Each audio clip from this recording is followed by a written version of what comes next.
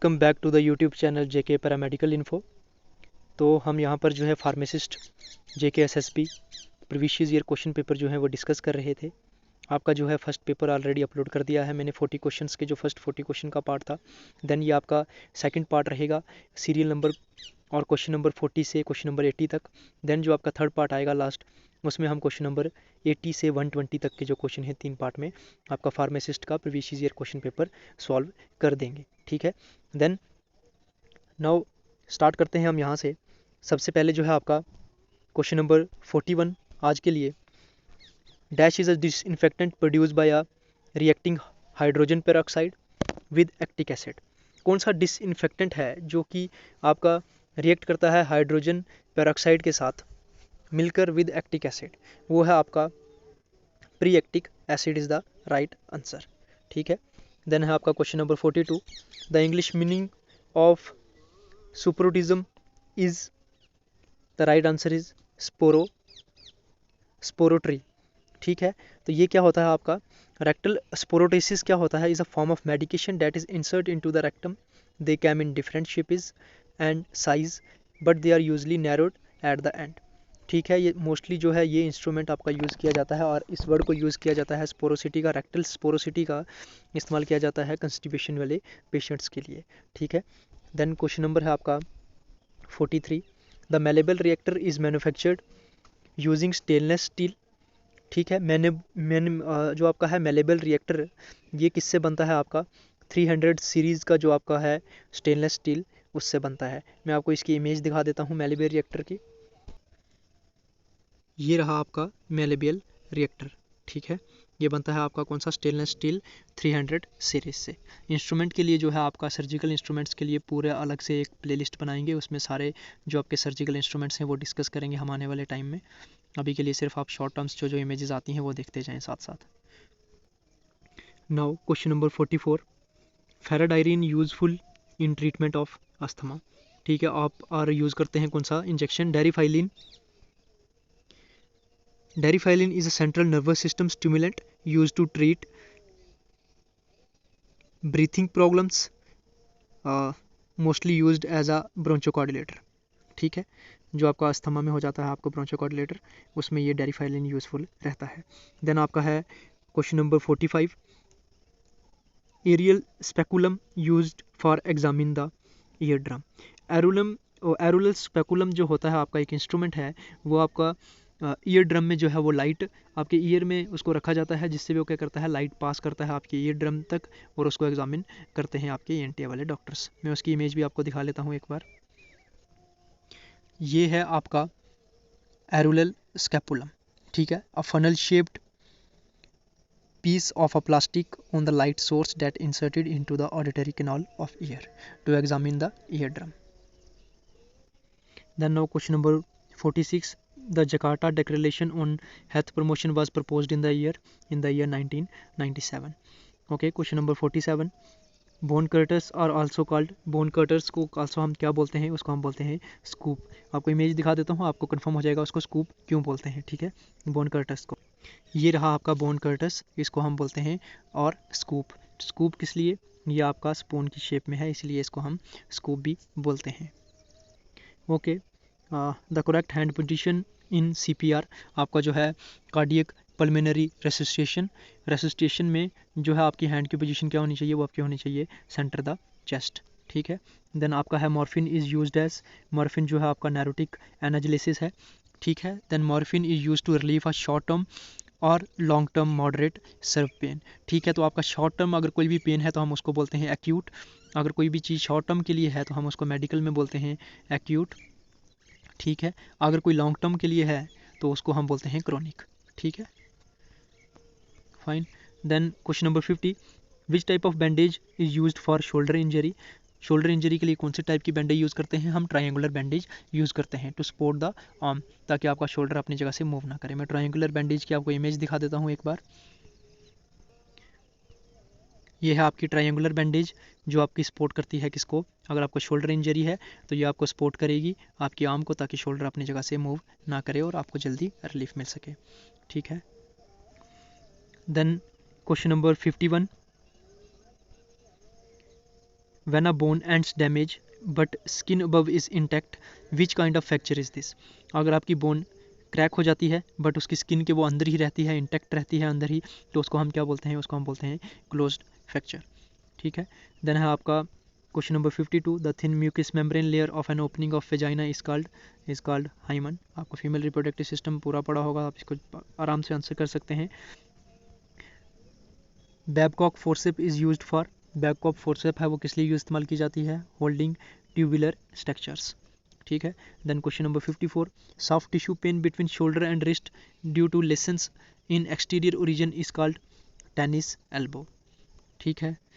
Then question number 55, dash is used for biopsy sample from cervix. ठीक है। तो कौन सी जो बायोस्कोपी सैंपल लेने के लिए सर्विक्स से क्या इस्तेमाल किया जाता है?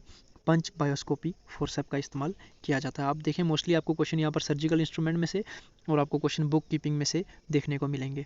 एनाटॉमी और एमएसएन के बड़े रेयर क्वेश्चन आते हैं इसमें। एनाटॉमी के भी थोड़े देखने को मिलेंगे बट एमएसएन के बड़े कम आते हैं।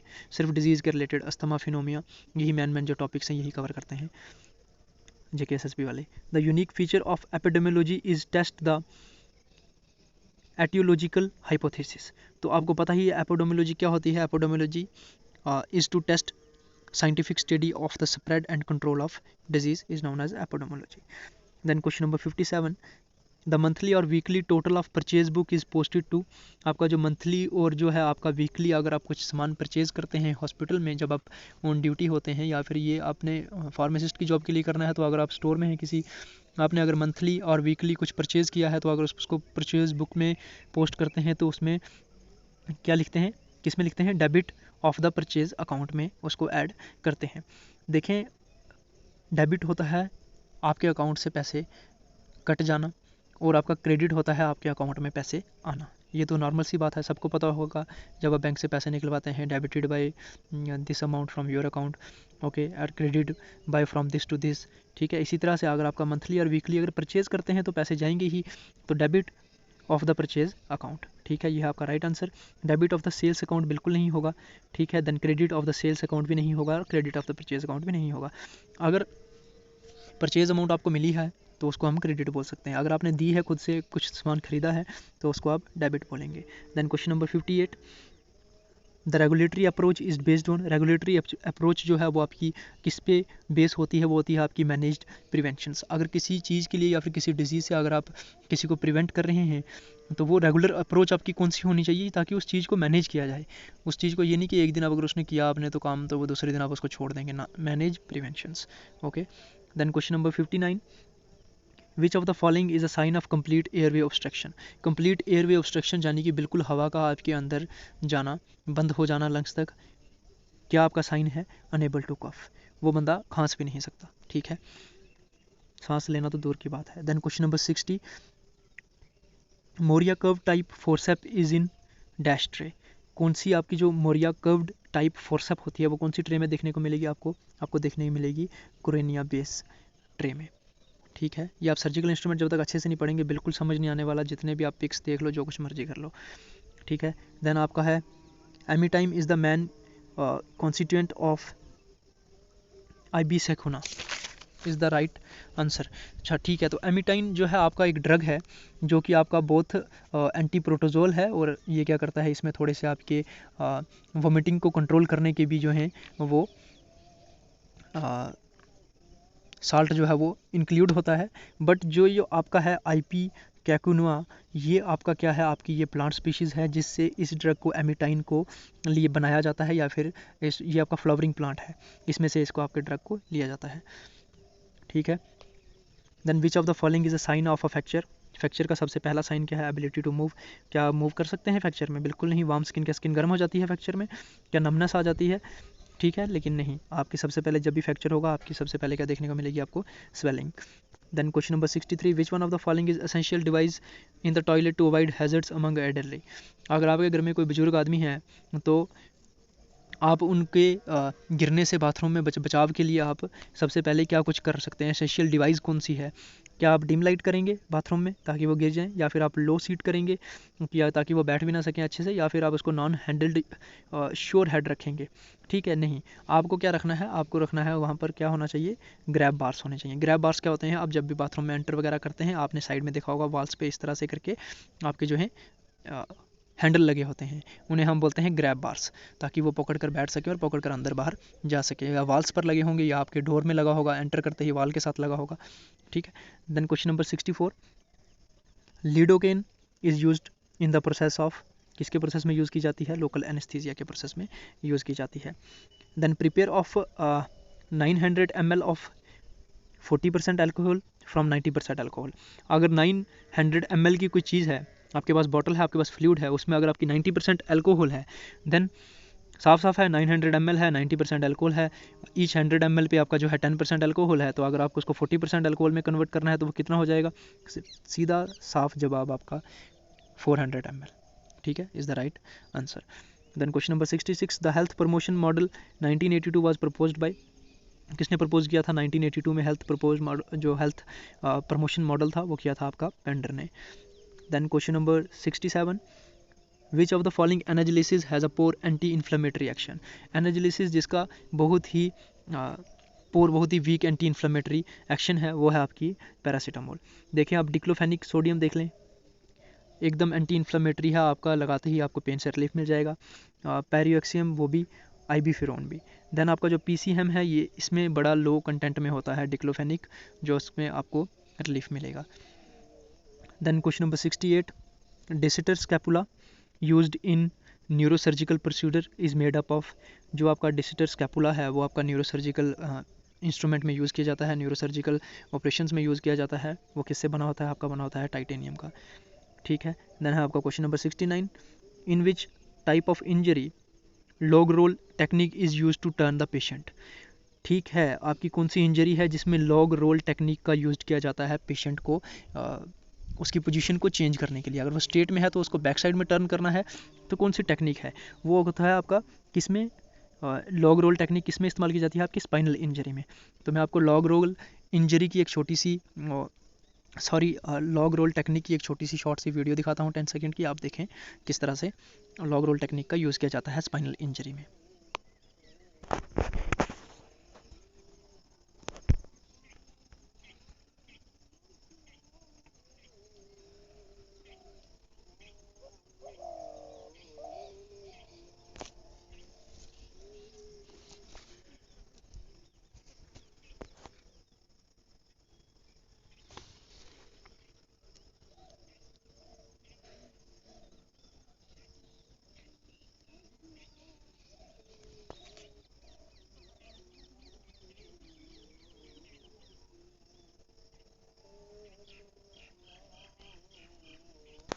तो आपने अभी छोटी शॉर्ट क्लिप में देखा होगा लॉग रोल जो आपकी टेक्निक है वो किस तरह से इस्तेमाल की जाती है आपकी स्पाइनल इंजरी को एग्जामिन करने के लिए। इसमें आपको 4 पेशेंट उसकी एक लेग से, उसकी आपकी सेंटर बैक से पकड़ेंगे, देन आप उसको चेस्ट वाले रीजन से एक साथ से बिल्कुल प्रॉपर पोजीशन में उसको टर्न करवाते हैं। ठीक है, ये थी आपकी बैक रोल जो है आपकी log roll technique. Then question number 70, a casualty identified with the sign of stroke which among of the following nursing action inappropriate। अगर आपके सामने कहीं भी अगर किसी को स्ट्रोक हो जाता है तो आप कौन से अप्रोप्रिएट एक्शन लेंगे एज अ नर्सिंग असिस्टेंट होने के बावजूद। ठीक है, तो आप क्या करेंगे, सबसे पहले monitor vital science until medical teams arrives. Vital science आप उसका एयरवे चेक करेंगे, आप उसकी पल्स रेट चेक करेंगे, ऑक्सीजन प्रॉपर ले रहा है नहीं ले रहा है। ठीक है, आप उसको प्रॉपर पोजीशन देंगे, क्राउड को साइड करेंगे, यही आपके एक मेजर आपका जो है वो काम हो सकता है। Then question number 71, sodium chloride is dash compound. Sodium chloride कौन सा है, आयोनिक कंपाउंड है। ठीक है, देन है question number 72, which of the following is the sign of skull fracture. Skull fracture का आपका साइन कौन सा है, ब्रूसिंग अराउंड वन और बोथ आइज। ब्रूसिंग का मतलब है यहाँ पर आपका जो है ब्लड इकट्ठा हो जाता है आपका दोनों आई के या फिर एक आई के साइड में, बिल्कुल वो क्या आपका दर्शाता है, आपका स्कल फ्रैक्चर को दर्शाता है। ठीक है, देन है आपका question number 73, which of the following essential for the mall nutrition of blood cells. Essential कौन सा है, आप माल न्यूट्रिशन होने से बचा सकते हैं अपने ब्लड सेल्स को, रेड ब्लड सेल्स को, उसको हम क्या करते हैं, फोलिक एसिड। फोलिक एसिड जिसे आप बोलते हैं आयरन के इंजेक्शन वगैरह देना। ठीक है, देन है आपका question number 74, dash is a term use to describe pre operative nursing care before surgery. ठीक है। Pre operative nursing care before surgery कौन सी टर्म है, वो है आपकी प्री ऑपरेटिव। देखें प्री ऑपरेटिव होती है सर्जरी से पहले की आप उसको जो कुछ भी तैयारी करते हैं या फिर पेशेंट को अच्छी पोजीशन देना, अपनी सर्जिकल ट्रेस वगैरह सब कुछ तैयार करना, वो आ गई आपकी प्री ऑपरेटिव। ठीक है। देन है पोस्ट ऑपरेटिव जो आपकी बिफोर द सर्जरीज किया जाता है। ठीक है। Then question number 75, soft contact lens be disinfected by dash method. Soft contact lens होती हैं वो, उनको आप डिसइंफेक्ट कैसे करेंगे, आप करेंगे माइक्रोवेव में।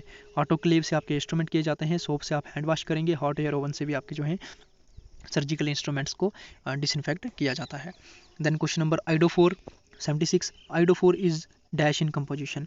आइडोफोर जो है वो आपका किसकी कंपोजिशन में देखने को मिलेगा, पोविडीन आयोडीन में। पोविडीन आयोडीन आपकी कौन सी है, आपकी है बिटाटीन। ठीक है। जब भी आप हॉस्पिटल में इमरजेंसी में जाएंगे तो आपको एक दिखेगी बॉटल, जिससे आप मोस्टली जो है पेशेंट की बैंडेज वगैरह करते हैं, तो बिटाटीन लगाओ जी। बिटाटीन का जो है आपका साल्ट क्या है, आपका साल्ट है पोविडीन आयोडीन। और आइडोफोर जो है वो जो है पोविडीन आयोडीन की, उसकी मतलब पोविडीन आयोडीन की कंपोजिशन में मिलेगा आपको आइडोफोर भी। ठीक है। Then question number 77, what kind of environmental changes to be done when a elderly patient return home after hospitalisation. अगर कोई बुजुर्ग आदमी हॉस्पिटल से घर आता है, ठीक है, तो आप उसके इन्वायरमेंट में कौन से चेंज करेंगे। क्या आप उसको नॉन हेडल शावर हेड लगाएंगे, सॉफ्ट सरफेस इन टब करेंगे, देन या फिर डिम लाइट्स करेंगे। आप सबसे पहले क्या करेंगे, रेज्ड टॉयलेट सीट्स, ताकि उनको बैठने में दिक्कत ना हो। ठीक है। देन है question number 78, how many tablespoonfuls are present in 1 fluid ounce.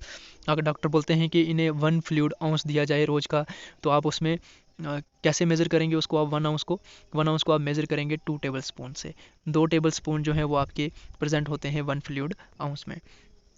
Then question number 79, the inner most nerve tissue layer of the eye is. सबसे अंदर का जो आई का टिश्यू है उसे हम क्या बोलते हैं, उसे हम बोलते हैं रेटिना। ठीक है। देन है question number 80, how to position the injured upper limb.